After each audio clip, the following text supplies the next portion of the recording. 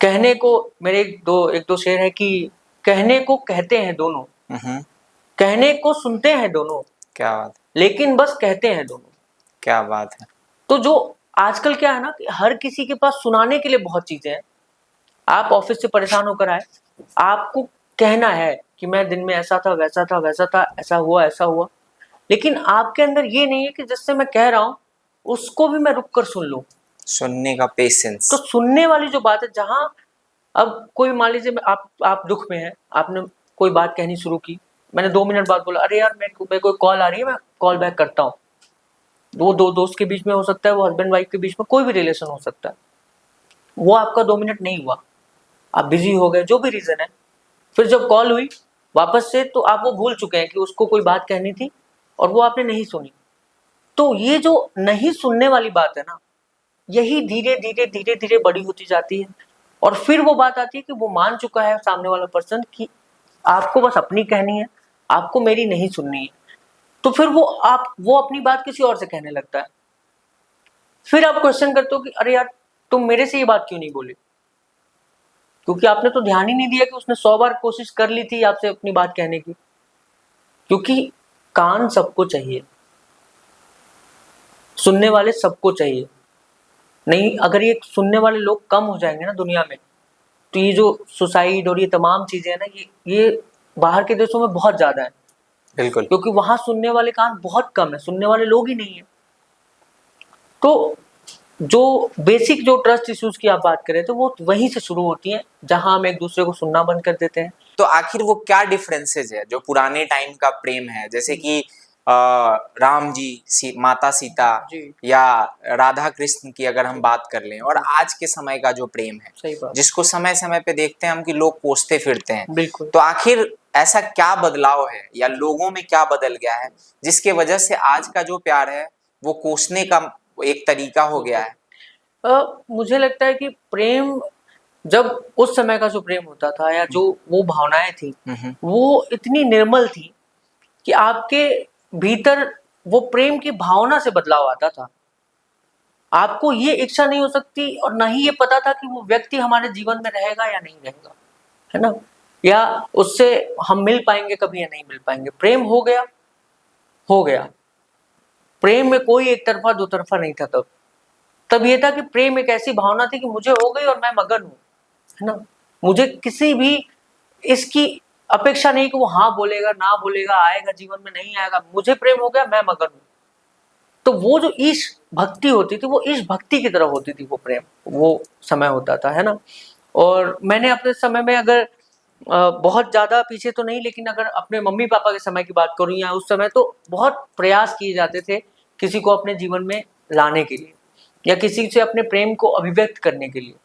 पहले जमाने में जो प्रेम होता था उसमें बहुत प्रयास होते थे। अगर बचपन में बात करें, जब फोन नहीं होते थे हमारे यहाँ, जब पीसीओज हुआ करते थे, या वो भी नहीं होते थे तो खत हुआ करते थे, है ना, लेटर्स होते थे। तो वो जब आप खत लिख रहे होते थे तो आप अपनी भावनाओं को जितने सुंदर तरीके से व्यक्त कर सकते थे खतों के माध्यम से, व्हाट्सएप पे नहीं कर सकते हो आप। सही है। मुझे हमेशा से लगता है कि WhatsApp is only for information. आप वहां बस ये लिख सकते हो कि मैं पहुंच रहा हूँ। आपने अगर अपनी फीलिंग वहां लिख दी तो वो खराब है, वो बर्बाद हो जाएगी, क्योंकि वो वहां पहुंचेगा नहीं जो आप कहना चाहते हैं। तो खत इसलिए भी खूबसूरत हुआ करते थे उस समय के। और अली रूमी का एक शेर, 2 शेर है खतों पर, जो उन्होंने कहा कि उसने फकत कहा था कि मैं आपका नहीं, उसने फकत कहा था कि मैं आपका नहीं, क्या बात है। फिर उसके बाद फूल भी पत्थर लगे मुझे, उसके बाद फूल भी पत्थर लगे मुझे।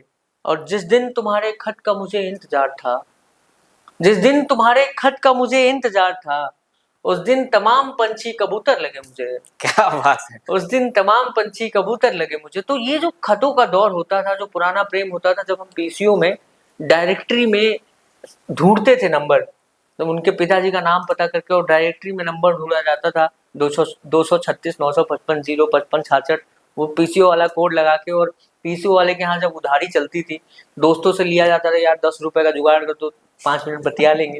वो जो समय होता था, और फिर आप महीनों वेट करते थे कि फोन करते हुए भी इंतजार, ये फिक्स नहीं होता था कि कौन उठाएगा वो फोन। डर डर इंतजार। होता था, प्रतीक्षा होती थी प्रेम में, और प्रतीक्षा से सुंदर मुझे लगता है कि धैर्य और प्रतीक्षा जितना आप उन दिनों के प्रेम में आप सीख सकते थे, इस समय पेशेंस ही नहीं है। तो प्रतीक्षा मुझे लगता है कि प्रेम की सबसे सुंदर पल होते हैं जब आप वेट करते हो। मैं अभी कुछ एक वीडियो देख रहा था, उसमें बाबा जी से वो कुछ कह रहे थे कि आप ना किसी से कुछ मत मांगो, ईश्वर से कुछ मत कहो, कुछ मत कहो, एक पत्थर को आप मान लो ना, और सिर्फ आप वहां जाओ और अपनी उपस्थिति दर्ज कराओ और चले आओ। एक वक्त आएगा ना जब वो पत्थर खड़ा होकर बोलेगा कि यार तुमको क्या चाहिए, क्यों नहीं कुछ कह रहे हो मुझसे, तुम मांग क्यों नहीं रहे हो कुछ। सही बात। तो प्रतीक्षा में इतनी ताकत होती है, धैर्य में इतनी ताकत होती है कि अगर आपने सिर्फ धैर्य धारण कर लिया ना, और आपने मान लिया कि जिसको जब आना है आपके जीवन में वो आ ही जाएगा। तो अब ऑब्वियस सी बात है ना कि पेशेंस आप क्योंकि ये जो समय है जेन जी, जेन अल्फा और पता नहीं कौन कौन सा बहुत सारे इसमें मैंने कई जगह पे देखा है, रील्स वैसे ही देख रहा था मैं, सिचुएशन शिप, नैनो शिप और पता नहीं कौन कौन से चोचले आ गए हैं जी। तो इस शिप के टाइम में आप पेशेंस की बात कर रहे हैं, तो मुझे नहीं लगता कि लोगों में उस लेवल का पेशेंस रह गया है कि वो उतनी प्रतीक्षा करेंगे। 2 मिनट में मैगी चाहिए सबको। बिल्कुल बिल्कुल। और यहाँ पे ना मैं आपको बात बताऊं कि लोगों को ना ये नहीं पता है, जब जल्दीबाजी में हमेशा हम ना होता है ना कि जल्दीबाजी में हम गलत जूते पहन लेते हैं, जल्दीबाजी में हम गलत किताब उठा लाते हैं, जल्दीबाजी में हम कोई जरूरी कागज घर पर भूल आते हैं। यही चीज रिश्तों में होता है, जल्दीबाजी में हम हमेशा उस इंसान से मिल बैठते हैं। और ये सिर्फ रिश्तों की ही बात नहीं, ये हर तो जगह वैसे जीवन में भी, कॉमन लाइफ का भी। जल्दीबाजी में क्या होता है कि हमें हमेशा वो चीज चुन लेते हैं जो सबसे खराब होगा। आप सब्जी लेने जाओगे, आप सबसे जल्दी में सबसे खराब फल चूज करके आ जाओगे। तो अली जरीन का एक शेर है कि सब कर लेना लम्हे जाया मत करना। क्या बात। सब कर लेना लम्हे जाया मत करना, गलत जगह पर जज्बे जाया मत करना। क्या बात है। गलत जगह पर जज्बे जाया मत करना। यार ये कट कर देना ना, मैं फिर से पढ़ देता हूँ कि सब कर लेना लम्हे जाया मत करना, गलत जगह पर जज्बे जाया मत करना, और जिसकी आंखें प्यारी बातें झूठी हो, जिसकी आंखें प्यारी बातें झूठी हो, उसकी खातिर सपने जाया मत करना। क्या बात है। तो आपको ये पहचानना होगा, और पहचान आप तब पाएंगे जब आप रुक कर देखेंगे, जब आप ठहर कर प्रतीक्षा करेंगे, धैर्य रखेंगे, तो आपको उस इंसान की खामियां भी, उस इंसान की खूबसूरती भी, हर चीज दिखाई देगी। और फिर आपको समझ में आएगा कि उसकी आंखें प्यारी और बातें झूठी हैं, तो आपको किनारा कर लेना है। तो आपको किनारा कब करना है, अगर किसी भी रिश्ते में अगर आप सही समय से निकल गए ना, एग्जिट सही होना चाहिए आपका। एग्जिट सही होना चाहिए, सही समय पर किसी भी रिश्ते से निकल गए ना, तो आप 2 लोगों की जिंदगी बचा लेते हो।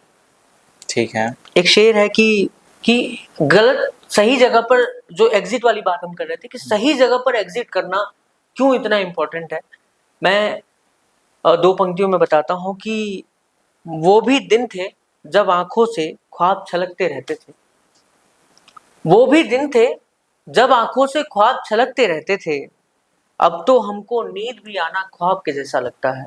क्या बात है। अब तो हमको नींद भी आना ख्वाब के जैसा लगता है, और कोई छोड़ के जाता है तो कुछ तकलीफ तो लाजिम है, कोई छोड़ के जाता है तो कुछ तकलीफ तो लाजिम है, स्टेशन से रेल चले तो हल्का धक्का लगता है।